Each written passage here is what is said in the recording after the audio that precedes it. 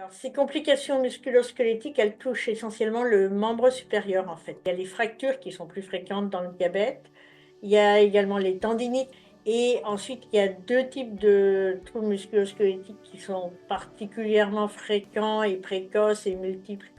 Il y a les syndromes canalaires, qui sont des compressions de tendons ou de nerfs dans des canaux un petit peu étroits. Et puis, il y a les troubles rétractiles, qui touchent essentiellement la main et l'épaule.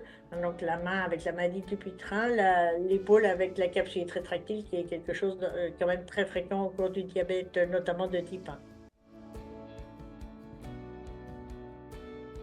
Capsule rétractile, diabète ou pas diabète, le seul traitement, c'est la kinésithérapie. Pour ce qui est de la maladie de Dupuytren, il ne faut pas intervenir tant que la main peut être posée à plat sur la table et tant qu'il n'y a pas de déformation des doigts. Il ne faut pas intervenir, sauf quelques cas très particuliers. En revanche, pour tout ce qui est syndrome canalaire, les infiltrations, ça ne fonctionne pas et ça peut être même délétère, d'autant que ça va déséquilibrer le diabète. Dans ces cas-là, le seul traitement, c'est généralement la chirurgie, qui permet finalement de libérer le nerf ou le tendon. Une chose importante, c'est de l'aborder au moment de la discussion de la technologie. La boucle fermée devient, je dirais, le gold standard du traitement du diabète de type 1. Et donc, les gens sont équipés de pompes, de capteurs.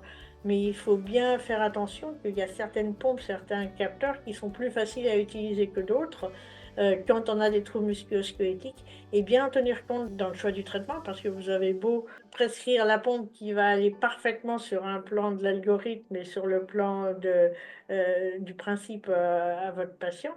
Si jamais il ou elle ne peut pas la manipuler, ben, ça ne va pas fonctionner, hein.